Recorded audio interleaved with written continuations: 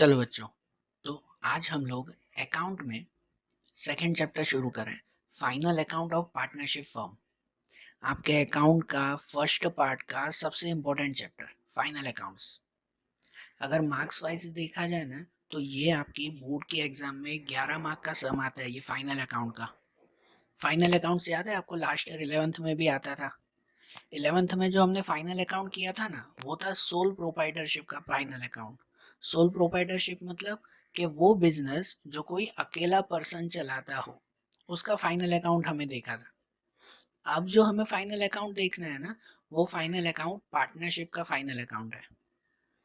कि देखो, final account क्या कहते हैं कि जब साल के एंड में अकाउंटिंग ईयर जैसे खत्म होता है 31 मार्च को, ठीक है ना, मार्च एंडिंग होती है जो 31 मार्च को, तो वो साल के एंड में जब पार्टनर्स पूरे साल का हिसाब किताब लगाते हैं और चेक करते हैं कि पूरे साल में हमें कितना प्रॉफिट या लॉस हुआ, पूरे साल में जो भी हमने अकाउंट लिखा है, क्या वो अकाउंट में हमारी सब लायबिलिटीज और सब एसेट्स वो सब इक्वल है या नहीं है, मतलब हमारा जो बिजनेस है वो सही रास्ते पर चल रहा है या नहीं चल रहा है, हमारे बिजनेस की कंडीशंस कितनी क्या है, हमारे बिजनेस में कितने एक्सपेंस हो रहे हैं, कितनी इनकम हो रही है, कितनी हमारी लायबिलिटीज है कि कितना हमें चुकाना है, कितने हमारे एसेट्स हैं या कितने हमारे रिसीवेबल्स हैं कि कितने हमें लेने हैं बाहर से। ये सब चीज़ें क्लियरली कब पता चलती है? फाइनल अकाउंट से। जब साल के एंड में पार्टनर्स फाइनल अकाउंट लिखते हैं ना, तो ये सब चीज़ें उनके लिए क्लियर होती है। तो फाइनल अकाउंट कोई भी फर्म के लिए बहुत ज़रूरी है। फाइनल अकाउंट के बिना पता ही नहीं चलेगा कि उनको प्रॉफिट हो रहा है कि लॉस हो रहा है। पूरे साल के एंड में पता तो चले कि साल के पूरे साल में हमने कमाया कि गवाया, हमें फ़ायदा हुआ कि नुकसान हुआ। ये किससे पता चलेगा? ये फाइनल अकाउंट्स लिख कर ही ना।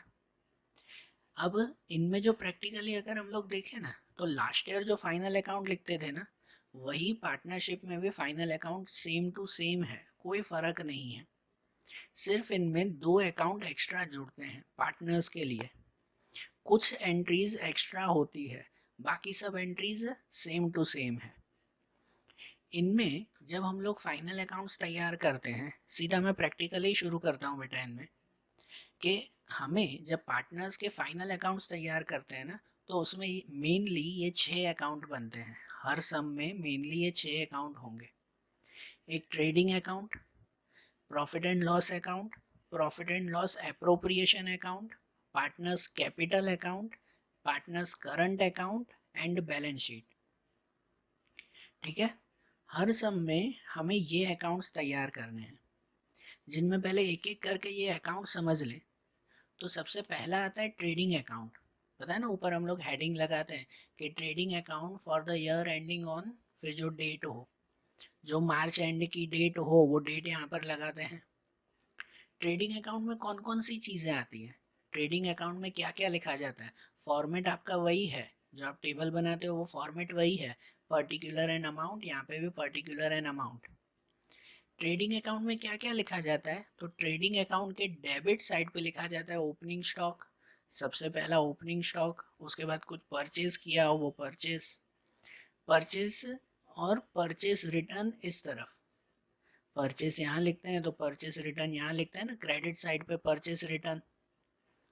फिर क्रेडिट साइड पे सेल्स, तो डेबिट साइड पे सेल्स रिटर्न। याद है लास्ट ईयर ये फाइनल अकाउंट में लिखते थे, वही चीज़ें इसमें भी। इसके अलावा कोई भी तरह के परचेस एक्सपेंसेस हो, परचेस के एक्सपेंसेस, तो वो यहाँ ट्रेडिंग अकाउंट में लिखते हैं। या तो फैक्ट्री और प्लांट मशीनरी का डेप्रिसिएशन हो, जनरली डेप्रिसिएशन वो प्रॉफिट एंड लॉस अकाउंट में लिखा जाता है, लेकिन इसमें सिर्फ फैक्ट्री और प्लांट मशीनरी का डेप्रिसिएशन होना, तो वो यहाँ ट्रेडिंग अकाउंट में लिखते हैं। ये जब समझ आएगा ना तो मैं नोट करवाऊंगा फिर से। यहाँ पर जो है वो सेल्स, या तो कोई भी तरह की इनकम, इनकम भी सिर्फ कौन सी कि सेल ऑफ स्क्रैप, पुराना भंगार सामान बेचने से जो इनकम मिलती है वो इनकम यहाँ ट्रेडिंग अकाउंट में लिखते हैं। एंड क्लोजिंग स्टॉक, और क्लोजिंग स्टॉक लिखा जाता है। ठीक है, तो शॉर्ट में समझो तो ट्रेडिंग अकाउंट में कौन सी चीजें आती है, परचेस और सेल रिलेटेड थिंग्स। ठीक है, purchase and sales related things, और साथ में स्टॉक की चीजें, स्टॉक में भी सिर्फ opening stock and closing stock, ये चीजें यहाँ पर आती हैं, बराबर।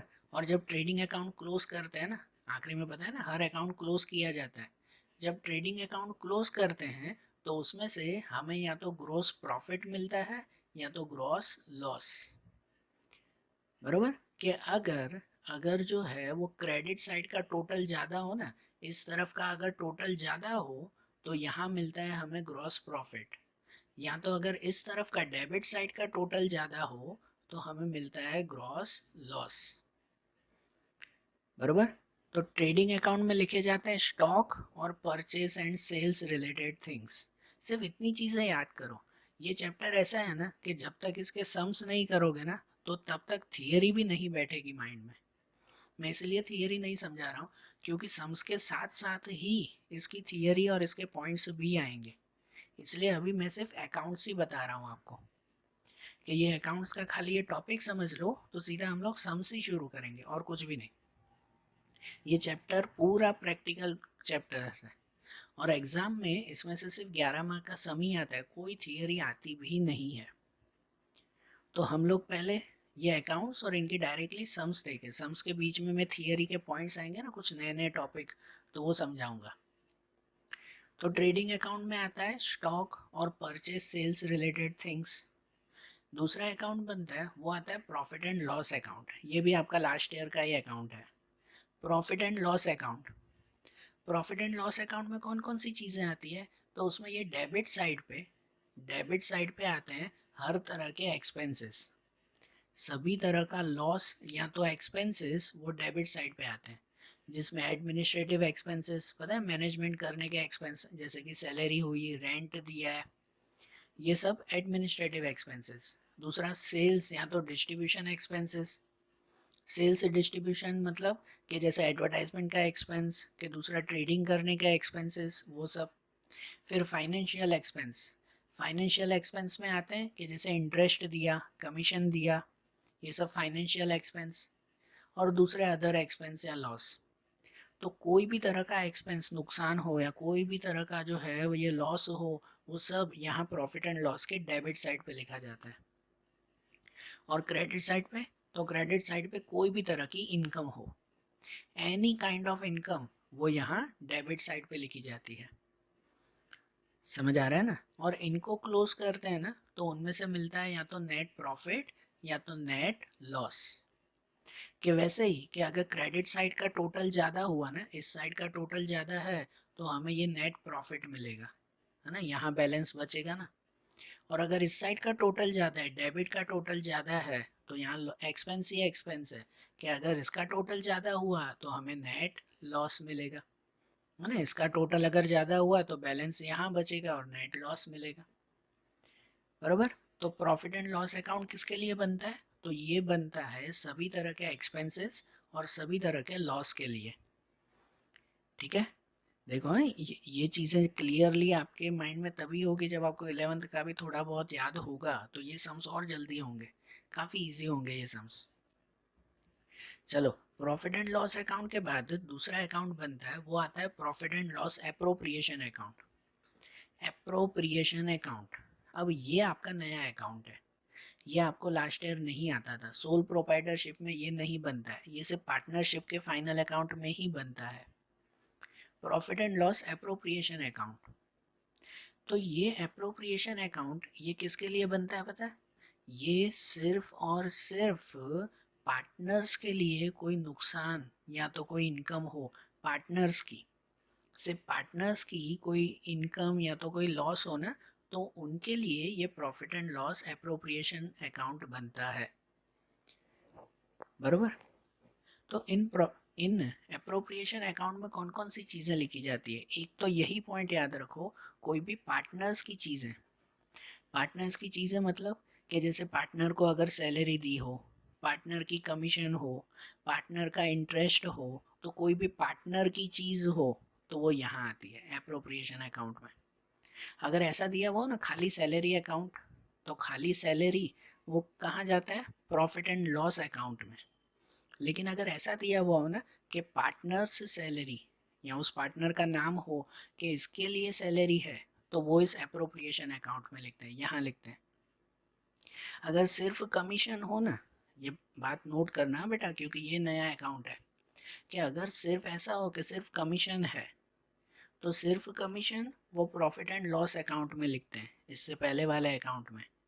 लेकिन अगर ऐसा दिया हुआ हो ना कि ये पार्टनर की कमीशन है, पार्टनर की कमीशन, तो वो फिर प्रॉफिट एंड लॉस अप्रोप्रिएशन में लिखते हैं। समझ गए? तो कोई भी पार्टनर्स की इनकम या लॉस वो यहाँ लिखा जाता है। और क्या लिखा जाता है जो शॉर्ट में अगर समझे, तो any income gain by partners, partners को कोई भी तरह की इनकम हो ना, तो वो यहाँ लिखते हैं डेबिट में। जैसे अगर पार्टनर को सैलरी दी, पार्टनर्स को कमीशन दिया, पार्टनर को इंटरेस्ट दिया, तो ये सब पार्टनर की इनकम है ना। पार्टनर के लिए इनकम मतलब बिजनेस के लिए लॉस, बराबर। तो यहाँ से इतना समझो कि कोई भी पार्टनर की इनकम हो ना, तो वो यहाँ डेबिट साइड पे any income gain by partners, तो वो यहाँ लिखते हैं। और दूसरा जनरल रिजर्व, ये टॉपिक आएगा जनरल रिजर्व का सम्स में, मैं तब नोट करवाऊंगा कि जनरल रिजर्व यहाँ पे। And any expenses paid by partner, कि अगर पार्टनर कोई भी तरह का एक्सपेंस दे रहे हैं, जैसे पार्टनर ने कमीशन दी, पार्टनर को मिली नहीं, पार्टनर ने कमीशन दी है, पार्टनर ने इंटरेस्ट दिया है, तो वो पार्टनर का अगर एक्सपेंस हो ना, तो वो यहाँ लिखते हैं क्रेडिट साइड पे। और फिर इनको भी क्लोज करते हैं, profit and loss appropriation account close करेंगे ना, तो उस पर से मिलेगा डिविजिबल प्रॉफिट या डिविजिबल लॉस। ठीक है, मतलब इसमें भी इस साइड का टोटल अगर ज़्यादा हो तो डिविजिबल प्रॉफिट मिलेगा, यहाँ का टोटल अगर ज़्यादा हो तो डिविजिबल लॉस मिलेगा, बरोबर। अप्रोप्रिएशन अकाउंट के बाद दूसरा आता है capital account. Capital account and current account, ये दो अकाउंट। अब इसके लिए आपको मैं फर्स्ट चैप्टर की एक थियरी पहले याद करवाऊँ, पहले वो सुनो। कि फर्स्ट चैप्टर में एक थियरी आती थी कि जिसमें अकाउंट लिखने की दो मेथड है, अकाउंट लिखने की दो मेथड, एक फिक्स कैपिटल अकाउंट मेथड और दूसरा फ्लक्चुएटिंग कैपिटल अकाउंट मेथड। याद आ रहा है, फर्स्ट चैप्टर में था fix capital account method and fluctuating capital account method. तो फिक्स कैपिटल अकाउंट में ऐसा करते हैं कि उसमें कैपिटल अकाउंट फिक्स रखते हैं और सभी चीज़ें लिखते हैं करंट अकाउंट में। कैपिटल अकाउंट में सिर्फ और सिर्फ कैपिटल की चीज़ें लिखते हैं, बाकी की सभी चीज़ें कहाँ लिखते हैं, करंट अकाउंट में। कौन सी मेथड में, फिक्स कैपिटल अकाउंट मेथड में, क्योंकि उसमें नाम है कैपिटल फिक्स रखना है, तो इसलिए कैपिटल अकाउंट में कुछ नहीं लिखते, खाली कैपिटल की ही चीज़ें। जो होता है ना कि भाई पार्टनर स्टार्टिंग में, साल के स्टार्टिंग में इतना कैपिटल लेकर आए, तो उनका जो है वो ये सिर्फ बैलेंस, सिर्फ कैपिटल का बैलेंस इसमें, और बाकी सब चीज़ें करंट अकाउंट में। और अगर फ्लक्चुएटिंग कैपिटल अकाउंट मेथड हो ना, फ्लक्चुएटिंग मेथड हो, तो फ्लक्चुएटिंग मेथड में करंट अकाउंट नहीं बनाते, सभी चीज़ें कैपिटल में ही लिखते हैं, समझे। फ्लक्चुएटिंग मेथड हो ना, तो करंट अकाउंट नहीं बनाते, सभी चीज़ें कैपिटल में लिखते हैं। तो आप जब भी कोई सम करो ना, जब भी कोई सम स्टार्ट करो, तो उसमें सबसे पहले ये देखो कि उस सम में कैपिटल अकाउंट बनाना है कि करंट अकाउंट बनाना है कि दोनों बनाने हैं। अगर दोनों बनाने हो तो दोनों बनाएंगे, नहीं तो सभी चीज़ें सिर्फ और सिर्फ कैपिटल अकाउंट में लिखेंगे, बरोबर। कि अगर अगर सिर्फ कैपिटल अकाउंट बनाना हो ना, समझो फिक्स कैपिटल मेथड अकाउंट है, या फिक्स कैपिटल अकाउंट मेथड है, कि उसमें उसमें सिर्फ कैपिटल अकाउंट में सिर्फ कैपिटल की एंट्री करते हैं। मतलब उसमें कौन सी एंट्रीज होगी, तो सिर्फ ओपनिंग कैपिटल बैलेंस कि साल की शुरुआत में कैपिटल कितना है, एडिशनल कैपिटल कितना कैपिटल लेकर आए, और या तो विड्रॉ ऑफ कैपिटल कि कितना कैपिटल साल में घर पे लेके गए, एंड क्लोजिंग कैपिटल साल के एंड में कैपिटल कितना बचा। तो कैपिटल अकाउंट में सिर्फ यही एंट्री करेंगे, बराबर। जब फिक्स मेथड हो तो, अगर फ्लक्चुएटिंग मेथड हो ना तो बाकी की सभी एंट्री भी यहीं पे ही करेंगे, करंट अकाउंट की सभी एंट्री भी यहीं पे ही, करंट अकाउंट बनाएंगे ही नहीं, समझे ना। नहीं तो अगर करंट अकाउंट बनाना पड़े ना, जैसे कि दूसरा है ये करंट अकाउंट अगर बनाना पड़े ना, तो यहाँ पे करंट अकाउंट में कौन कौन सी चीज़ें करते हैं, तो करंट अकाउंट में क्या लिखते हैं, करंट अकाउंट में लिखते हैं पार्टनर्स रिलेटेड हर एक एंट्रीज, पार्टनर्स की कोई भी एंट्री हो ना, फिर पार्टनर्स ने कितना कैपिटल और उस पर कितना इंटरेस्ट हुआ, पार्टनर्स ने कितनी ड्राइंग की, पार्टनर्स ने जो है वो उनको कितनी सैलरी मिली, या जो भी पार्टनर्स की एंट्री हो ना, वो सभी पार्टनर्स की एंट्री करंट अकाउंट में जाती है। ये करंट अकाउंट में सिर्फ और सिर्फ पार्टनर्स की ही एंट्री होगी और कोई भी एंट्री नहीं होगी।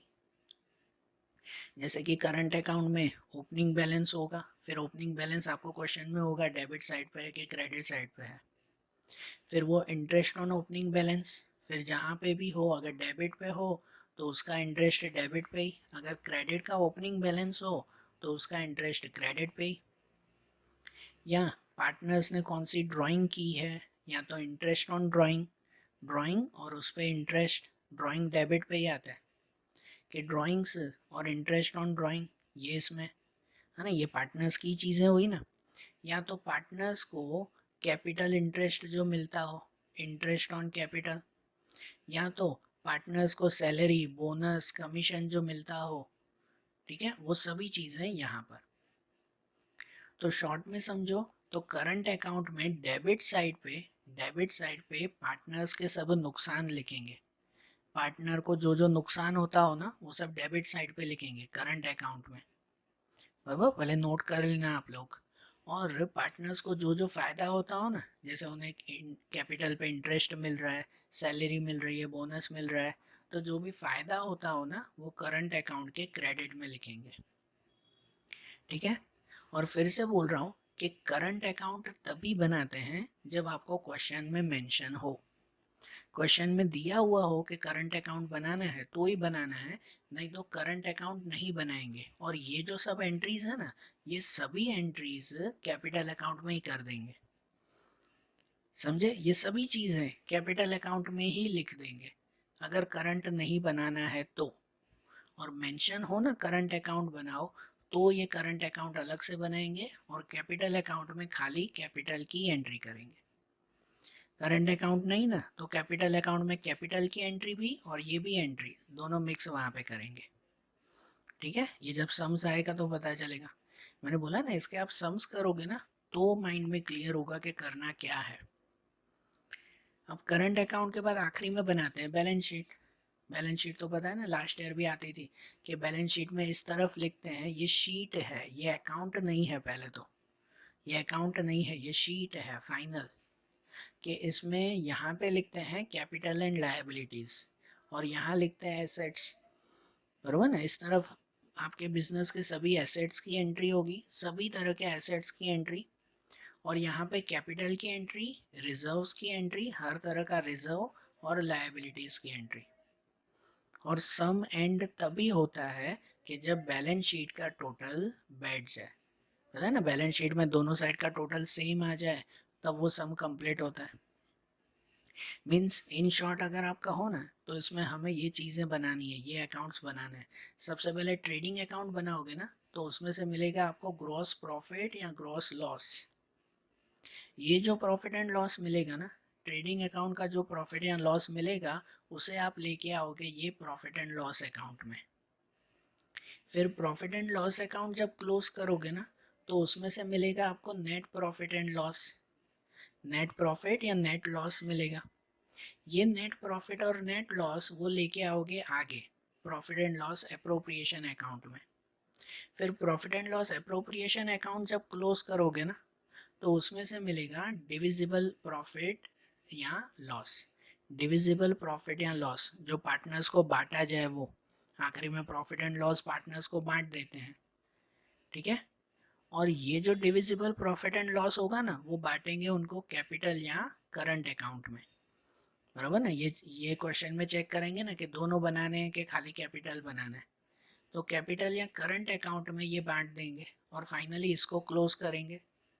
कैपिटल और करंट अकाउंट को क्लोज करोगे ना तो उसमें से बैलेंस बचेगा, आखिरी का बाय बैलेंस या टू बैलेंस करके बचेगा, और वो जो बैलेंस बचे ना वो बैलेंस ले जाएंगे बैलेंस शीट में, और फाइनली बैलेंस शीट का टोटल इक्वल होना चाहिए।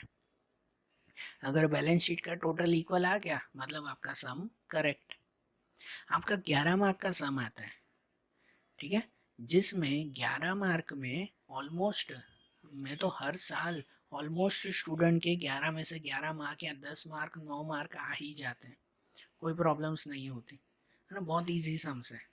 और एग्जाम में टेक्स्ट बुक में से ही सम्स आते हैं, आपको नाम भी बदल कर पूछते नहीं है, as it is text book के सम्स आपको सॉल्व करने, कोई नए सम्स नहीं करने, टेक्स्ट बुक के एग्जाम्पल्स और ये सम्स आपको सॉल्व करने हैं बस। तो इजी है, कोई हार्ड नहीं है कि फाइनल अकाउंट करना है, मतलब सिर पे जो है वो इतना भारी लेकर मत बैठना, बहुत इजी है। बस आपको एंट्रीज सही करनी है। इवन आप एंट्रीज भी करके आओगे ना तो भी आपको 11 में से 6-7 मार्क्स मिल जाते हैं। पर उसका मत रखो टारगेट, हमेशा 11 में से 11 रखो, पूरे मिलेंगे ही मिलेंगे आपको। तो देखो अब हम लोग इसके सम्स शुरू करें। अब सम्स में मैं डायरेक्ट फाइनल एक्सरसाइज के ही क्वेश्चन शुरू कर रहा हूँ। क्वेश्चन नंबर 8 से हमारे सम शुरू है। मैं थियरी अभी नहीं ले रहा हूँ क्योंकि सम्स के साथ साथ ही बीच बीच में थियरी आएगी। तो फाइनल एक्सरसाइज में क्वेश्चन नंबर 8 से शुरू करें। अब यहाँ पर आपको एक और चीज़ समझनी है बेटा, कि मैं यहाँ ऑनलाइन आपको करवा रहा हूँ, वीडियो में करवा रहा हूँ, तो ये क्वेश्चंस करने के लिए आपको आपकी टेक्स्ट बुक भी खोली रखनी पड़ेगी। मैं यहाँ क्वेश्चन नहीं लिख रहा हूँ, यहाँ पे सिर्फ आंसर होगा, क्वेश्चन आपको आपकी बुक में देखना है। तो जल्दी से टेक्स्ट बुक लेके आओ, वीडियो पॉज करो, टेक्स्ट बुक लेके आओ और टेक्स्ट बुक लेकर बैठो, तो ये सम समझ में आएगा। और टेक्स्ट बुक के साथ साथ हो सके तो एक नोटबुक भी लेकर बैठो जिसमें ये सम्स करते भी जाओ। आप क्लास पे कैसे करते हो कि सर आपको जो है वो ये एक एक एंट्री करवाते हैं ना, कि चलो अब यहाँ पे ये लिखो, कि यहाँ पे ये एंट्री लिखो, वैसे ही मैं भी यहाँ पे बोलता जा रहा हूँ। तो अगर हो सके ना तो बुक में साथ में ये सम करते भी जाओ। अगर करते जाओगे ना सम्स तो समझ में जल्दी आएगा, ठीक है। तो चलो टेक्स्ट बुक और बुक लेके आओ तो हम लोग ये सम शुरू करें, बराबर। चलो तो लेके आए ना, तो अब हम लोग देखो, मैं टेक्स्ट बुक में से ही रीड कर रहा हूँ अब, कि क्वेश्चन नंबर 8 है आपकी टेक्स्ट बुक में पेज नंबर 78 पे। क्वेश्चन नंबर 8 है कि Brahma and Vishnu are the partners of firm sharing profit and loss in the proportion 3:2। दो पार्टनर्स हैं ब्रह्मा और विष्णु जो प्रॉफिट एंड लॉस बांटते हैं 3:2 में। From the trial balance dated 31/3/17 and adjustment prepare annual accounts of the firm। यहाँ पर आपको ट्रायल बैलेंस दिया हुआ है और नीचे 5 एडजस्टमेंट भी दिए हुए हैं ना, तो उस पर से हमें फाइनल अकाउंट बनाना है। अब जब भी ये क्वेश्चन हो ना तो सबसे पहले क्वेश्चंस में क्लियर कर लिया करो, कुछ चीज़ें क्लियर करो। पहले तो ये चीज़ क्लियर करो कि आपको कैपिटल अकाउंट ही बनाना है कि कैपिटल अकाउंट और करंट अकाउंट दोनों बनाने हैं। तो उसके लिए ना एक बार ये ट्रायल बैलेंस पे खाली नज़र घुमा के जाओ कि इसमें कैपिटल अकाउंट और करंट अकाउंट कहीं लिखा हुआ है। तो एक बार ट्रायल बैलेंस में नज़र घुमा के जाओ आपकी टेक्स्ट बुक में, तो उसमें देखो क्रेडिट साइड पे खाली कैपिटल अकाउंट ही लिखा हुआ है, कहीं पर भी करंट अकाउंट लिखा हुआ नहीं है। तो अगर करंट अकाउंट नहीं लिखा हुआ है ना तो इसका मतलब इसमें सिर्फ कैपिटल अकाउंट ही बनाना है, करंट अकाउंट नहीं बनाना है। सब एंट्री कैपिटल अकाउंट में ही करेंगे उसकी, ठीक है। तो इसमें करंट अकाउंट नहीं बनाना है, एक ये चीज़ चेक कर लिया करो।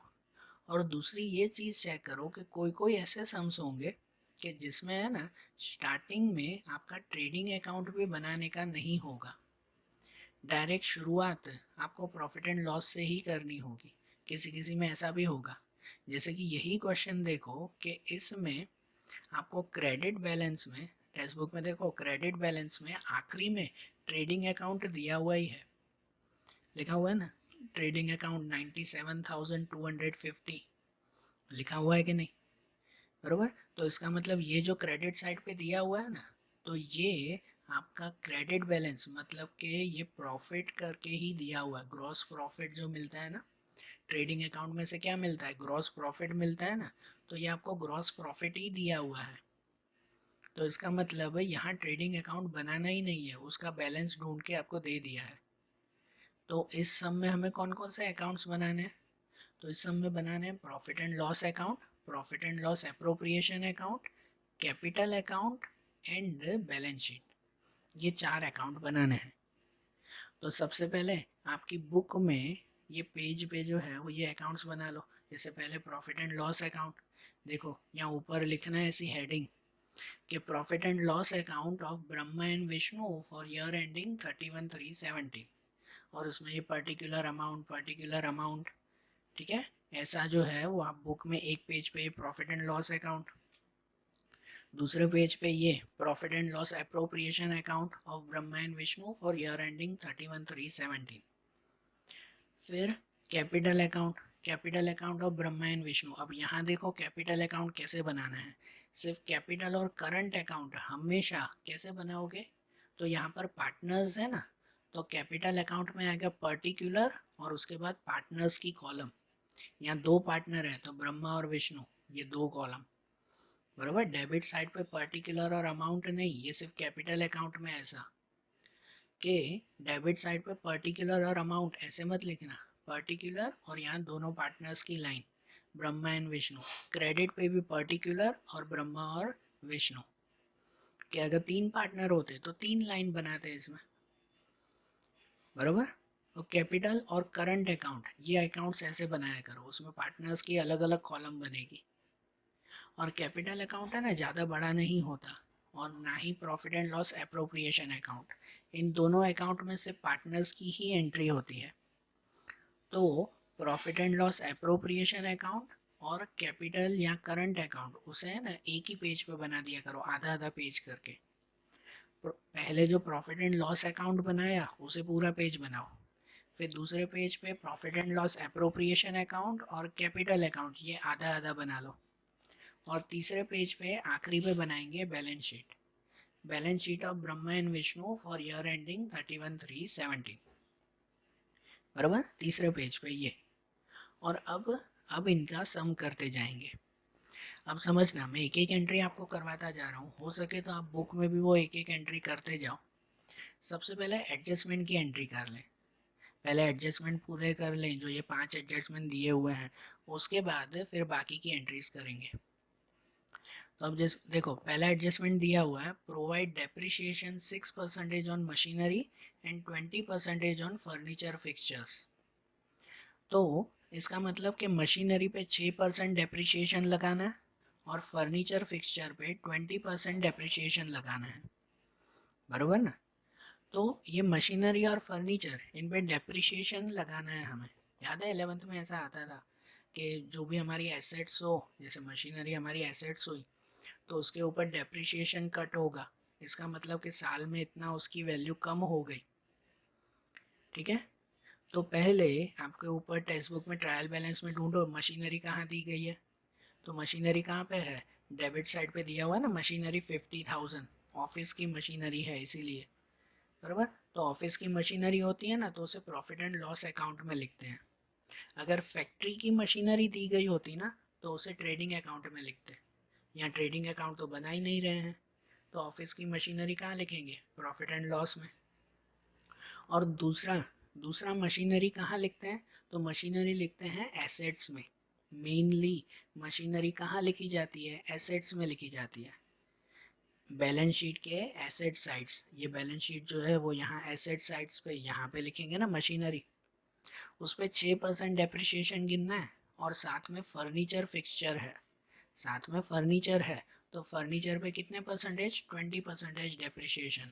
फर्नीचर भी कहाँ लिखते हैं, फर्नीचर भी यहाँ एसेट्स पे ही लिखते हैं, ठीक है ना। फर्नीचर भी कहाँ दिया हुआ है, देखो आपके डेबिट बैलेंस पे दिया हुआ है फर्नीचर 5,000 दिया हुआ है कि नहीं। तो देखो इनकी एंट्री कैसे करेंगे, तो बैलेंस शीट में जाकर एसेट्स में, यहाँ समझो बेटा यहाँ एंट्री की हुई है, मैं एक एक एंट्री करके ही बता रहा हूँ समझना। तो बैलेंस शीट में जाकर एसेट्स में पहले लिखेंगे मशीनरी, कि मशीनरी कितनी है, तो मशीनरी है 50,000, अंदर लिखेंगे ना, अंदर लिखेंगे मशीनरी 50,000 और माइनस उस पर डेप्रिशिएशन, माइनस डेप्रिशिएशन करेंगे। मशीनरी पे कितना डेप्रिशिएशन देना है, टेक्स्ट बुक में देखो कि 6% डेप्रिशिएशन देना है। तो 50,000 के 6% काउंट करो आप कैलकुलेटर में कि 50,000 के 6% कितने हुए, 3,000 हुए। तो 50,000 माइनस 3,000 बाहर कितना लिखेंगे, 47,000 लिखेंगे। ये मशीनरी की एंट्री ना। और उसके साथ ही है कि फर्नीचर फिक्सचर पे 20% डेप्रिशिएशन देना है।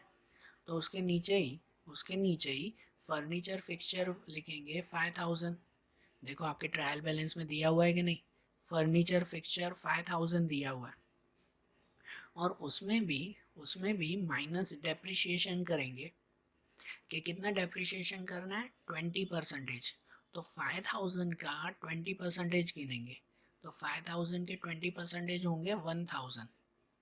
तो 5,000 में से 1,000 माइनस, तो बाहर कितना लिखेंगे, 4,000। तो ये दोनों एंट्रीज हो गई ना। मशीनरी और फर्नीचर दोनों पे डेप्रिशिएशन गिन लिया, इस पे 6%, इस पे 20%। और देखो जो भी एडजस्टमेंट होते हैं ना, उन एडजस्टमेंट की हमेशा 2 एंट्री होती है। याद है लास्ट ईयर भी फाइनल अकाउंट करते थे, उसमें भी यही एक रूल था ना कि हर एडजस्टमेंट की हमेशा 2 एंट्री होती है। तो हमने जो ये एडजस्टमेंट किया ना, ये दोनों डेप्रिशिएशन जो गिने, ये डेप्रिशिएशन क्या है हमारे लिए, ये डेप्रिशिएशन हमारे लिए क्या है, तो ये डेप्रिशिएशन हमारे लिए एक तरह का लॉस है। तो ये जो लॉस है वो लॉस की एंट्री कहाँ करते हैं, वो लॉस की एंट्री करते हैं प्रॉफिट एंड लॉस अकाउंट में, है कि नहीं। ये पूरी मशीनरी नहीं, पूरी मशीनरी नहीं, सिर्फ डेप्रिशिएशन की एंट्री, एडजस्टमेंट यही थी ना खाली हमारी।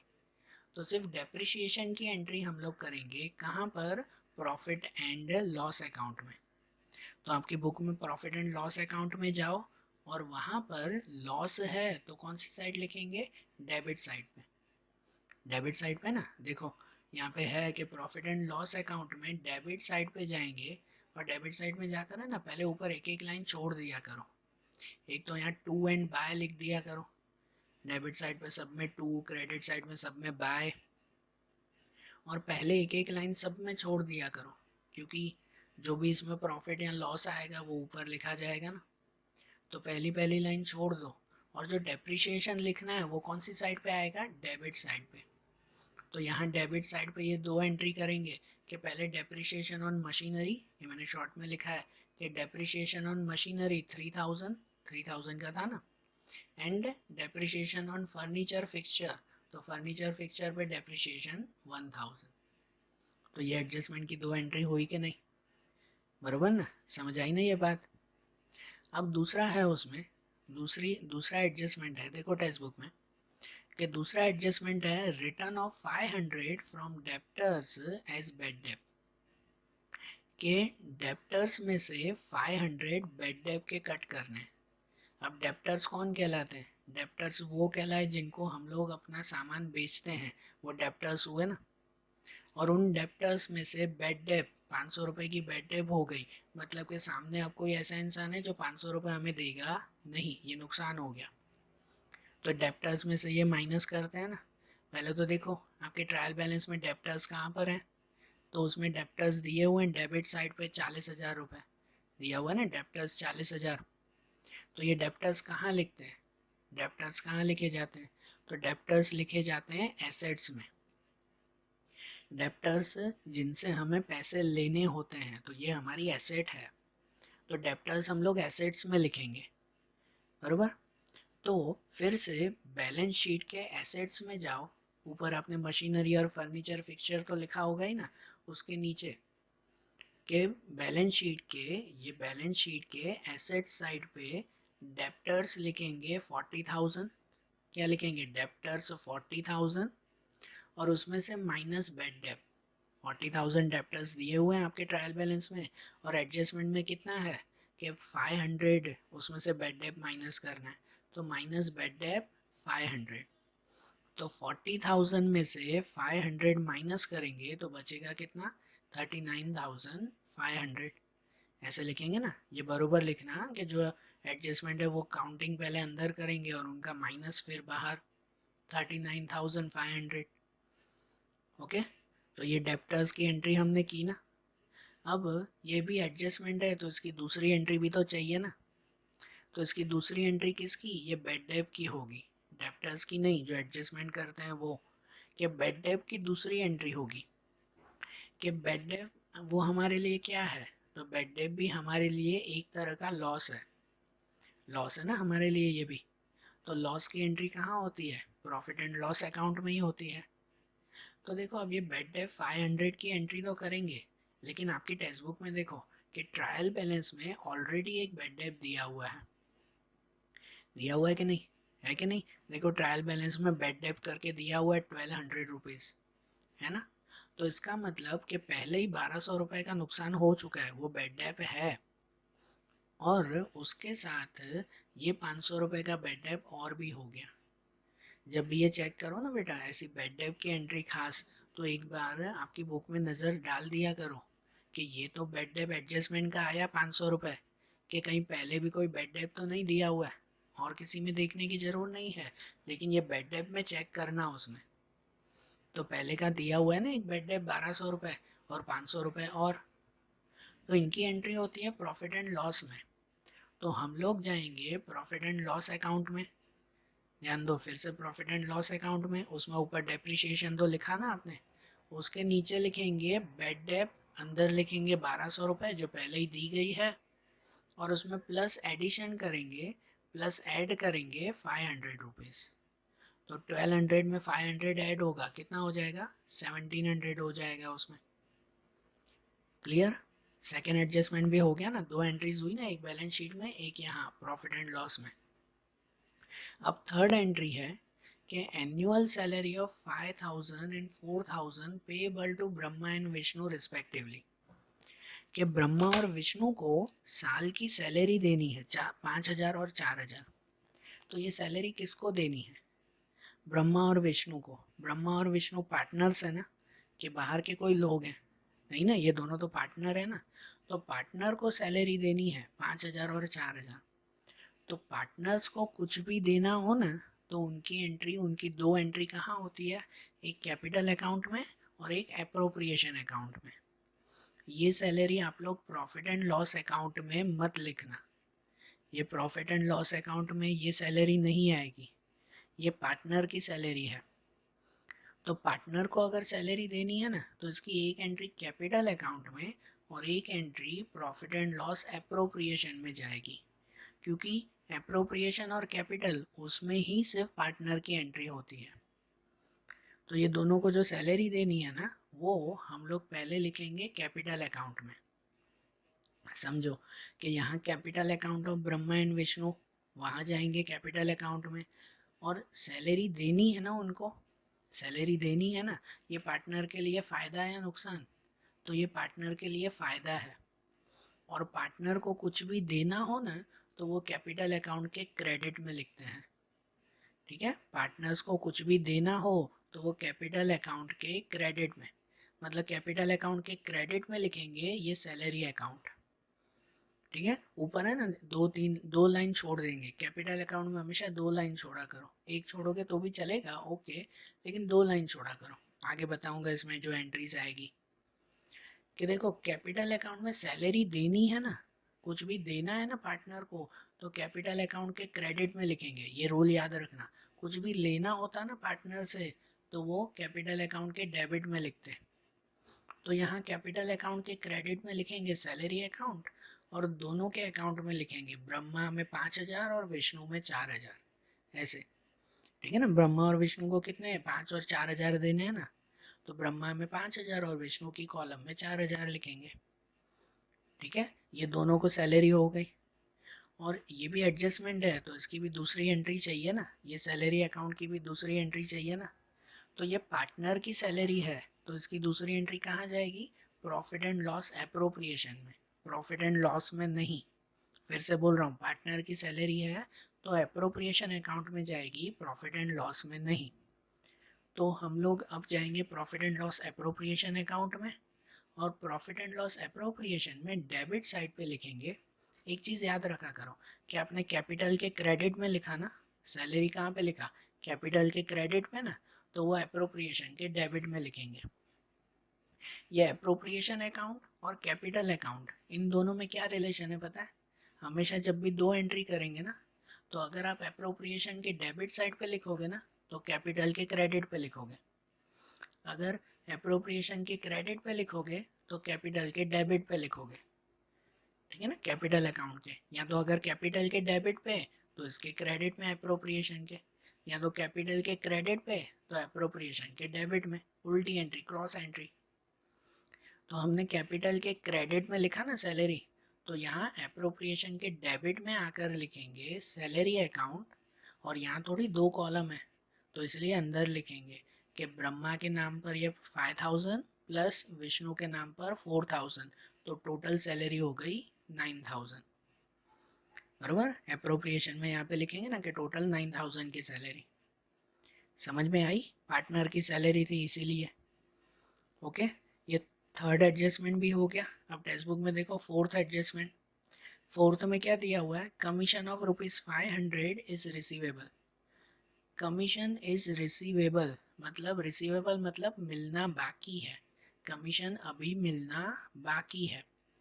तो आपके ट्रेडिंग अकाउंट में देखो कमीशन दिया हुआ है कमीशन, तो कमीशन देखो क्रेडिट साइड पे है, मिलना बाकी है मतलब इनकम हुई ना, तो इनकम को क्रेडिट साइड पे ही ढूंढा करो कि क्रेडिट साइड पे दिया हुआ है कमीशन, कितनी दी गई है कमीशन? 2500 कमीशन है, और उसमें 500 की कमीशन एडजस्टमेंट में जो दिया हुआ है कि 500 की कमीशन और भी मिलना बाकी है।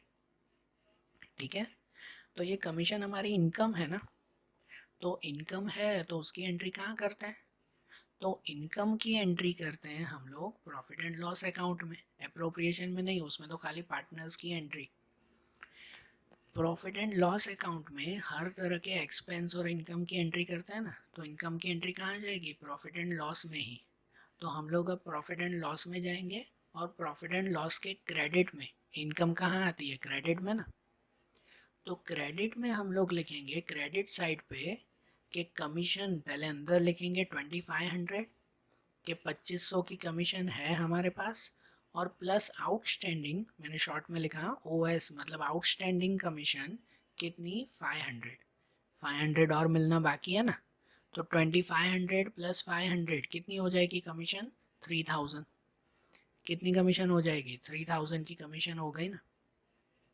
और ये भी एडजस्टमेंट है तो इसकी भी दूसरी एंट्री चाहिए ना, कि ये आउटस्टैंडिंग कमीशन की दूसरी एंट्री कहाँ पे आएगी, कौन से अकाउंट में आएगी बताओ?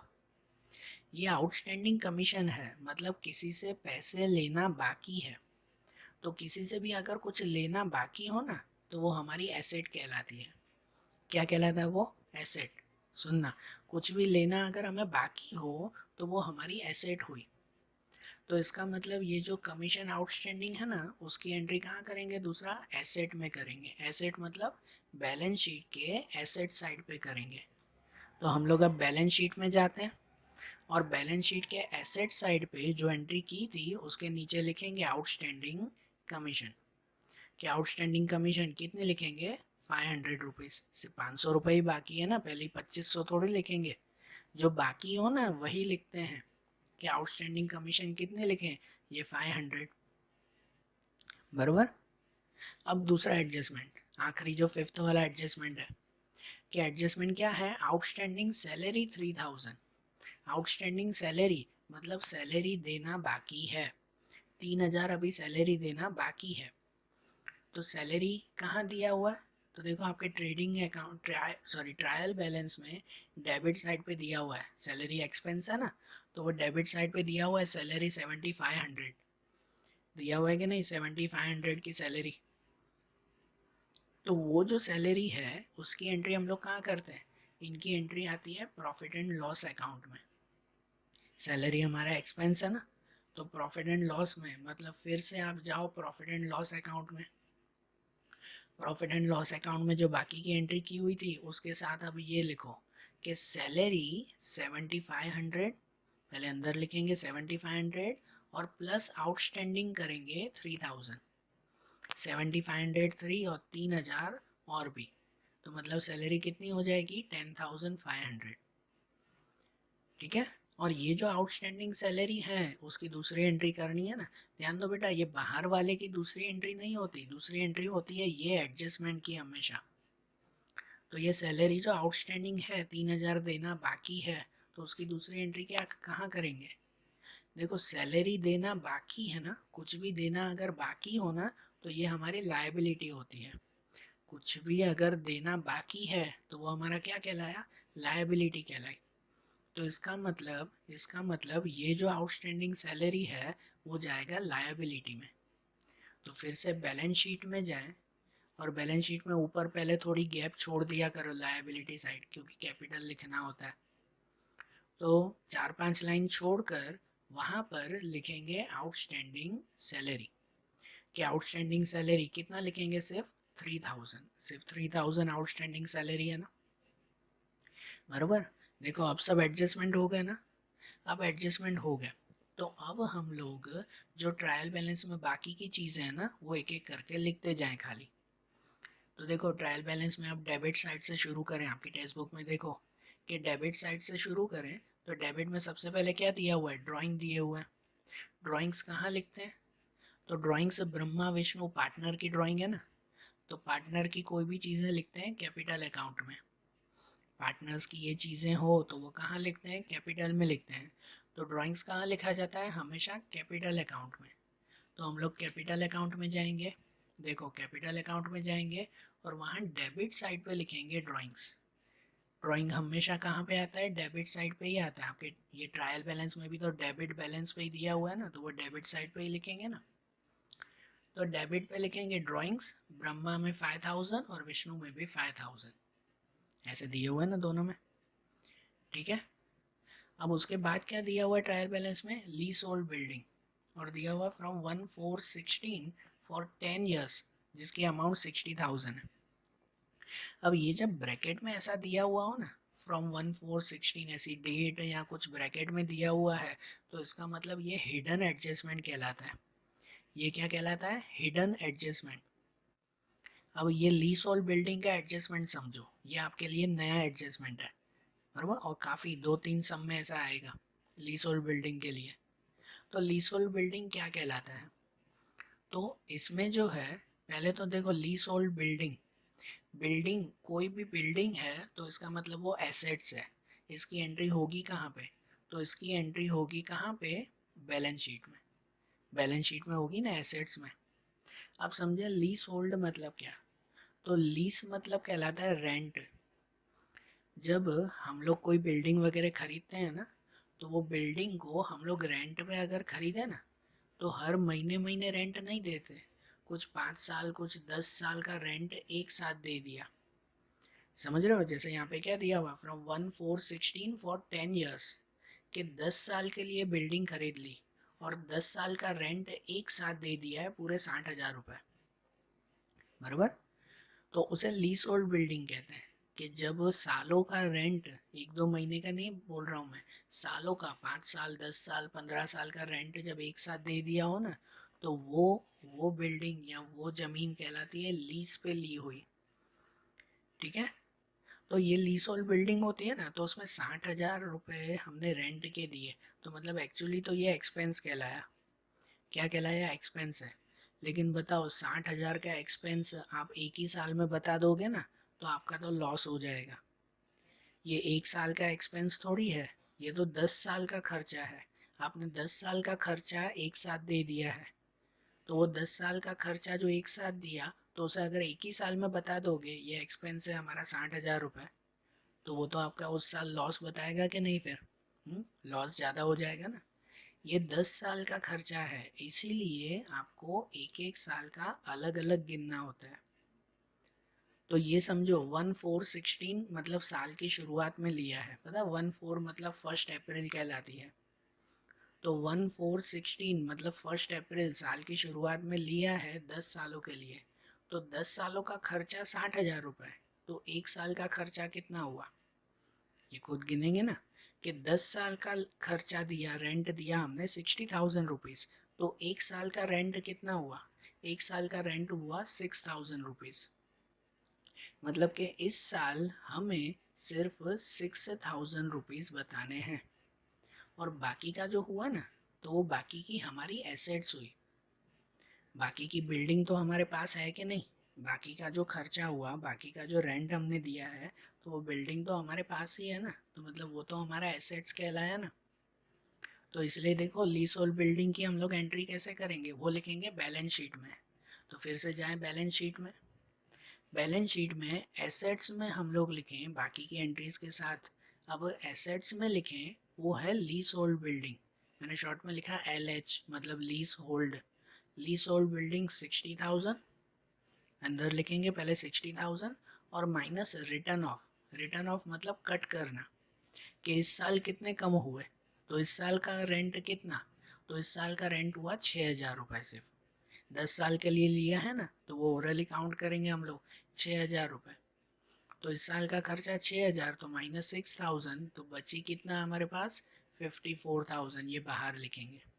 फिर अगले साल है ना, इस 54 में से 6,000 कम करेंगे, फिर उसके बाद में है ना उस बचे हुए में से 6,000 कम करेंगे।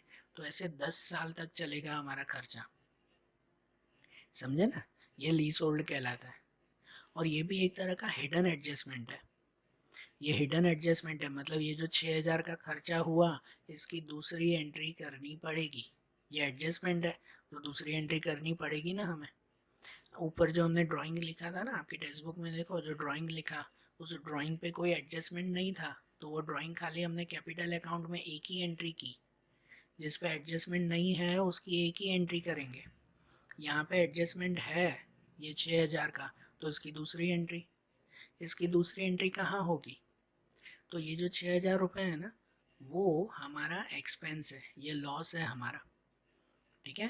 तो इसकी दूसरी एंट्री कहाँ होगी, तो इसकी दूसरी एंट्री होगी प्रॉफिट एंड लॉस में। तो हम लोग फिर प्रॉफिट एंड लॉस में जाएंगे, और प्रॉफिट एंड लॉस में लॉस है तो डेबिट साइड पे लिखेंगे। डेबिट साइड पे ये एंट्री करेंगे कि रिटर्न ऑफ, ये शॉर्ट में लिखा है मैंने, return of lease hold building. Return of lease hold building कितना लिखेंगे, 6,000 रुपीज़, कि 6,000 ही हुआ ना इस बार कम, समझे ये। अब ये हो गया ना, तो अब देखो आपके ट्रायल बैलेंस में आगे की एक एक एंट्री करते जाएं। अब जिस पे एडजस्टमेंट नहीं है, मतलब एक एक एंट्री करते जाएंगे। अब उसके बाद मशीनरी है, मशीनरी तो लिख दिया था ना आपने पहले ही, बराबर ना। तो उसकी एंट्री हो गई। जो पहले एडजस्टमेंट में आप कर देते हो ना, तो उसके ऊपर टिक कर दिया करो कि ये एंट्री कर दिया, ये एंट्री कर दिया, उसे टेक्स्ट बुक में टिक कर दिया करो, तो वो इजी रहेगा। अब जैसे मशीनरी हो गया, उसके बाद डिस्काउंट अलाउड।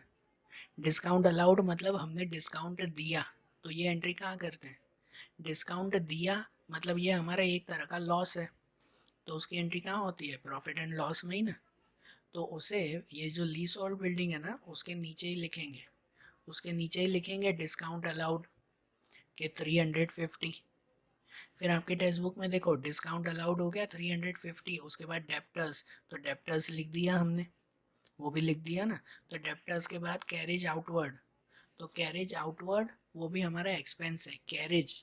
तो कैरेज मतलब कहलाता है गाड़ी भाड़ा, है ना, गाड़ी भाड़ा।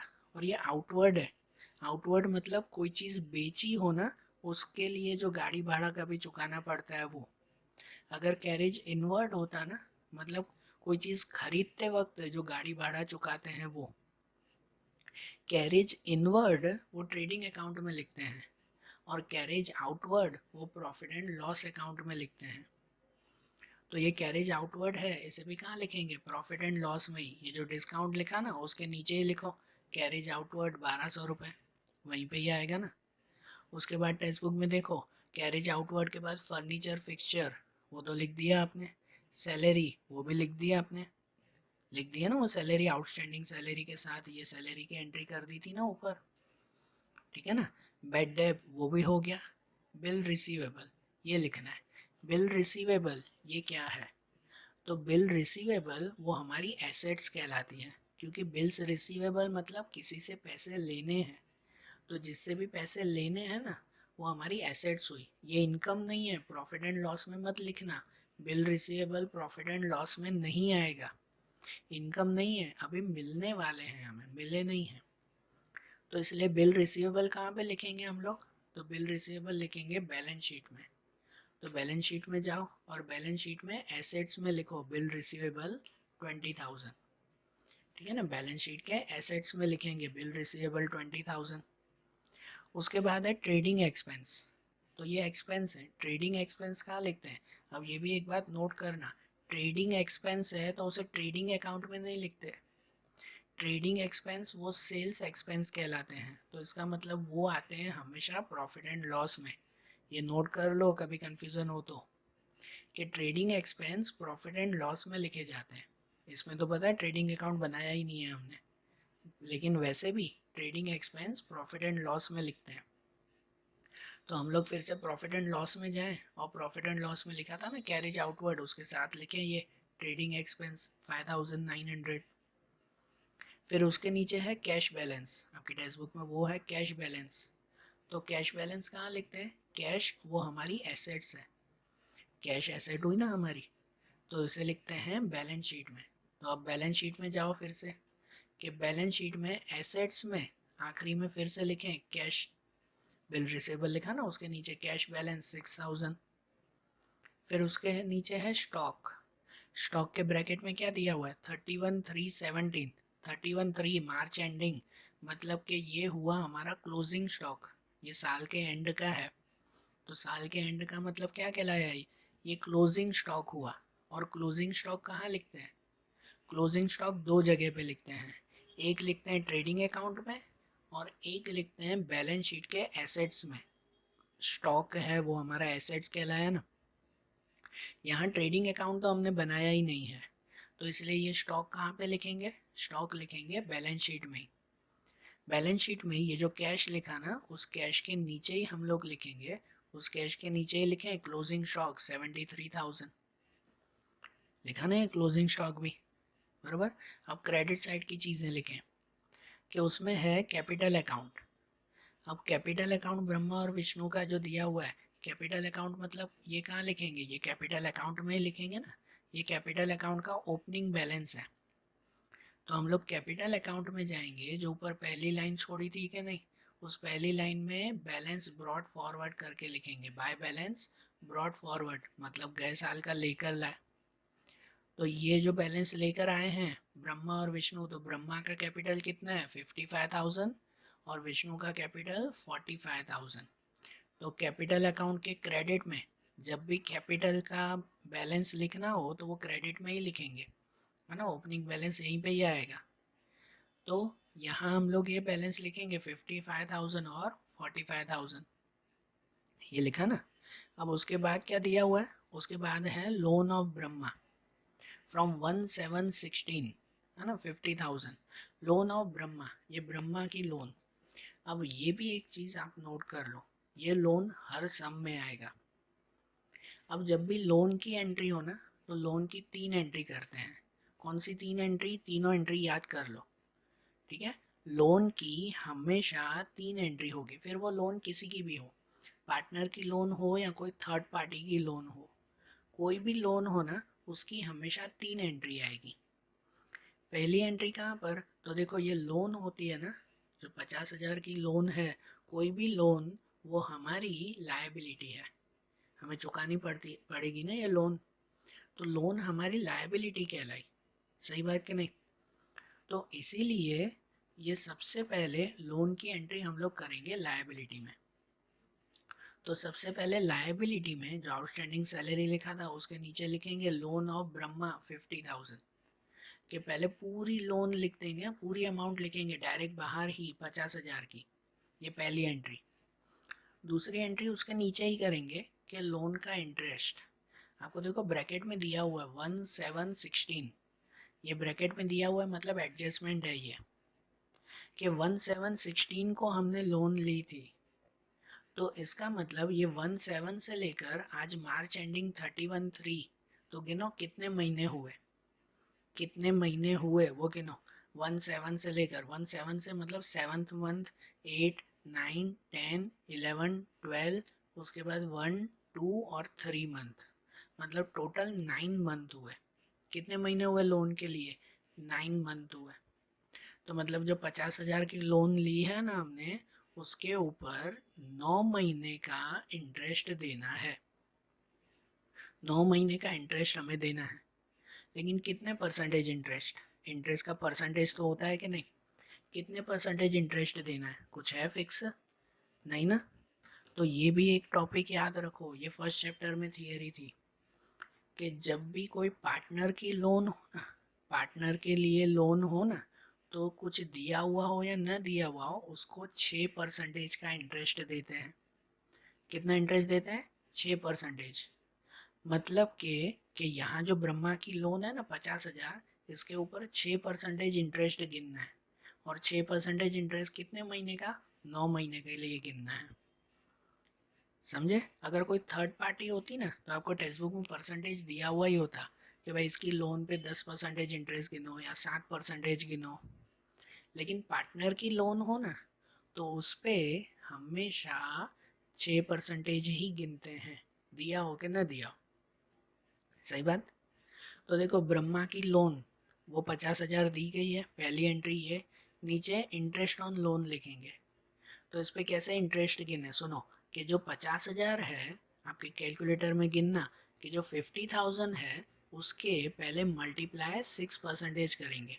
आपके कैलसी में गिनो 50,000 मल्टीप्लाई 6%, तो वो कितने हो गए? वो मिले आपको 3,000 रुपीज़। ठीक है ना? कितने मिले? 3,000। और ये जो 3,000 मिले ना, फिर इसके 9 मंथ के गिनने हैं। ये तो 3,000 पूरे साल के हो गए, हमें 9 महीने का इंटरेस्ट देना है, क्योंकि डेट दी गई है 1/7/16। तो अब ये 3,000 के 9 महीने गिनने हैं, तो कैसे गिनते हैं? ये आपको फर्स्ट चैप्टर में था ये काउंटिंग, कि समझो 3,000 है ना, और उसके अगर 9 मंथ गिनते हैं ना, तो उसको मल्टीप्लाई 9 और डिवाइड बाय 12 करेंगे। क्या करेंगे? Multiply 9 divide 12। तो 3,000 मल्टीप्लाई 9 डिवाइड 12 करो, आपको अमाउंट मिलेगी 2,250 रुपीज़। तो इस तरह से कि ये 50,000 पे 6% इंटरेस्ट हमने 9 महीने के लिए, 9 मंथ के लिए गिना, तो कितना इंटरेस्ट आया? 2,250। तो लोन की मैंने बताया कोई कोई भी सम में, हर सम में आएगा, हर सम में जो भी लोन की एंट्री हो ना, तो उसके लिए 3 एंट्री होगी। 2 एंट्री यहाँ लायबिलिटी में, पहली एंट्री है लायबिलिटी में 50,000 की लोन, दूसरी एंट्री उसके नीचे ही उस लोन का इंटरेस्ट 2,250। ये काउंट किया ना वैसे, तो ये काउंट करके मिला 2,250। और इस इंटरेस्ट की, इसकी सिर्फ दूसरी एंट्री होगी कि ये इंटरेस्ट है ना, वो हमारा एक्सपेंस है, तो इसकी दूसरी एंट्री जाएगी प्रॉफिट एंड लॉस में।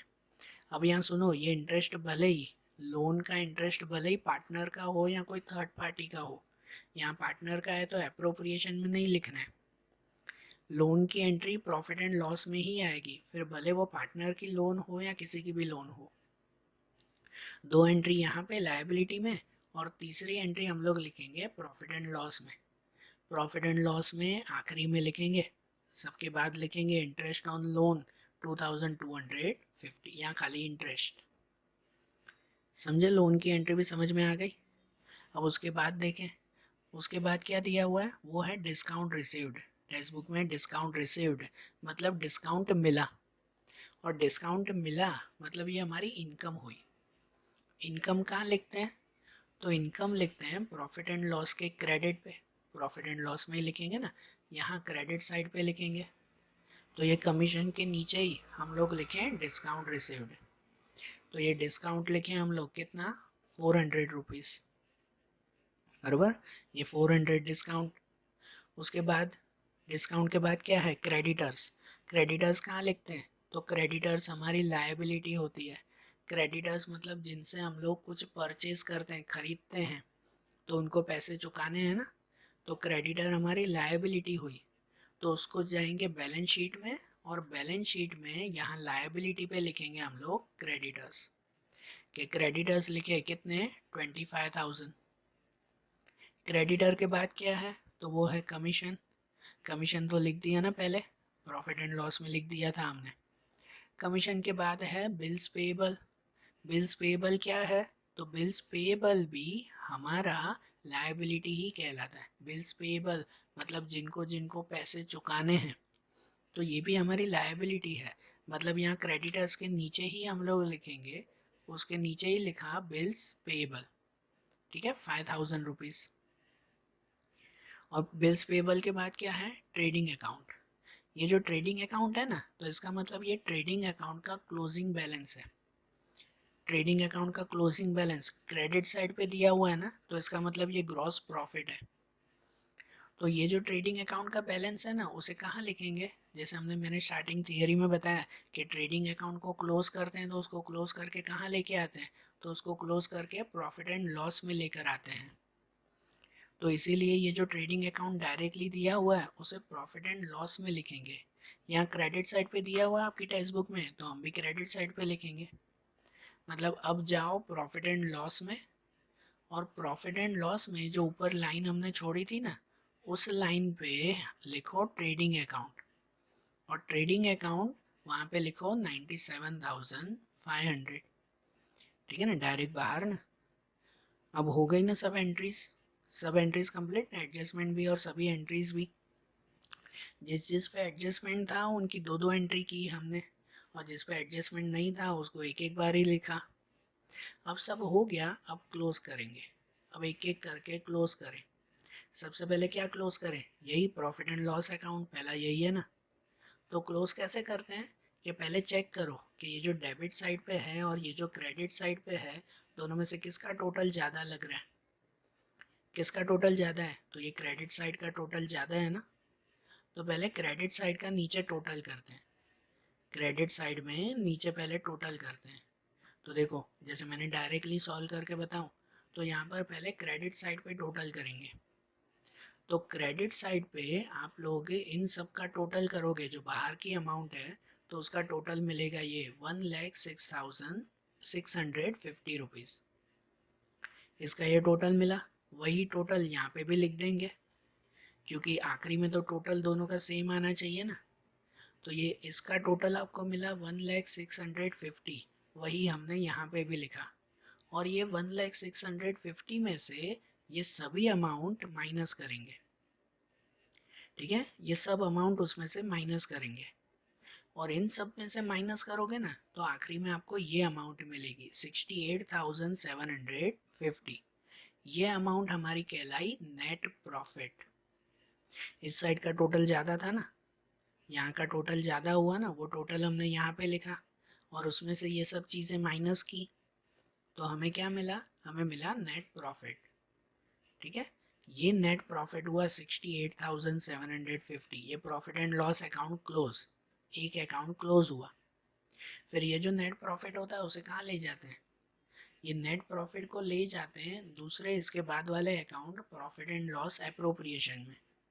प्रॉफिट एंड लॉस में से प्रॉफिट एंड लॉस एप्रोप्रिएशन। तो देखो यहाँ नेट प्रॉफिट कहाँ लिखा है, ये डेबिट साइड पे लिखा है ना हमने, नेट प्रॉफिट। तो प्रॉफिट एंड लॉस एप्रोप्रिएशन के क्रेडिट में लिखेंगे, यहाँ डेबिट में है तो उसके क्रेडिट में।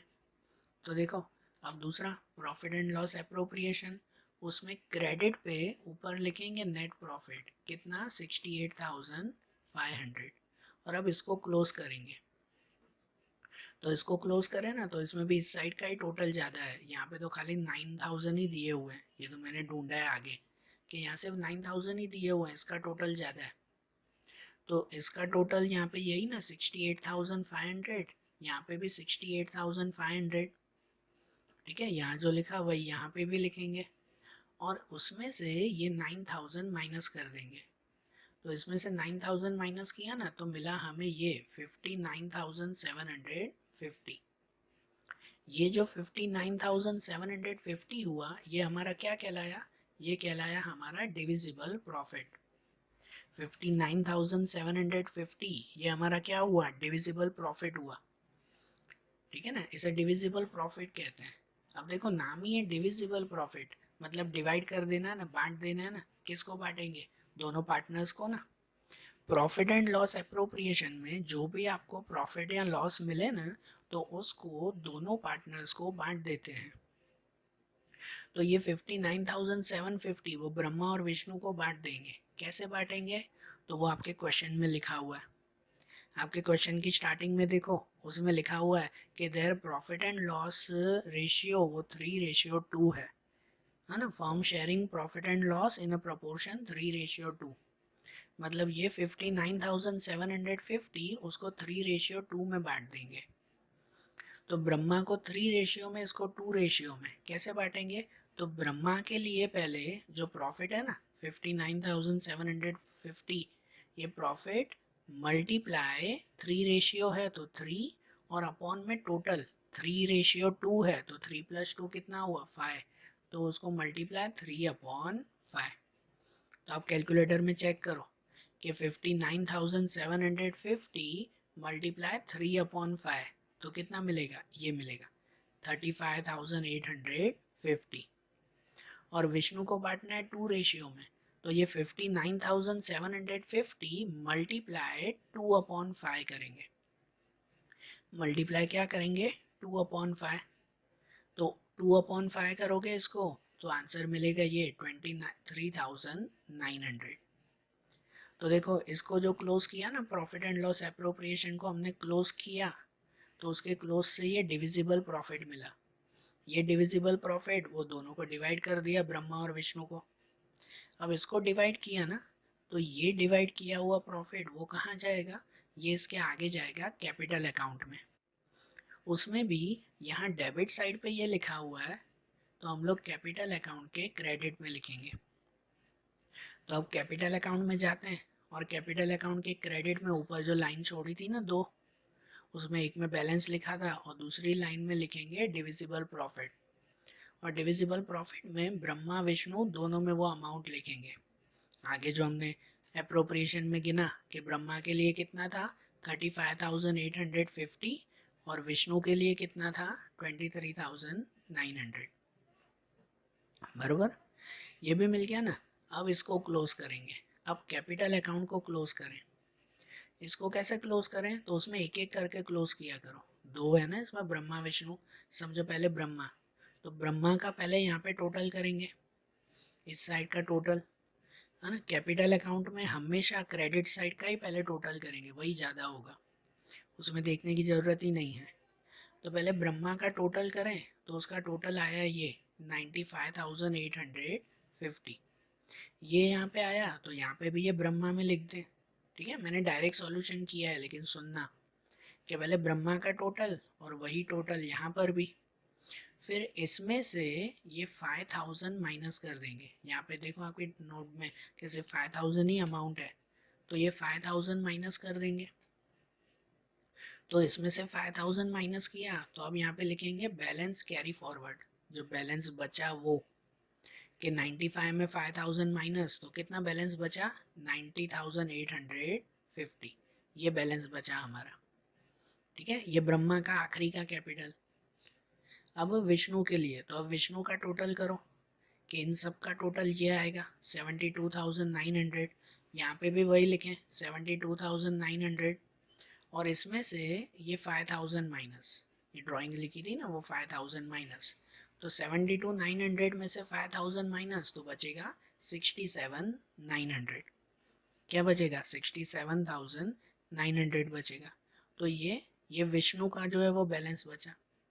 अब ये जो दोनों के बैलेंस बचे ना आखिरी, ये आखिरी का बैलेंस कहाँ लेके जाएंगे? तो आखिरी बैलेंस शीट में लेके जाएंगे। ये जो बैलेंस बचेगा उसे कहाँ लेके जाएंगे? बैलेंस शीट में। तो ये बैलेंस हम लोग लेके जाएं बैलेंस शीट में।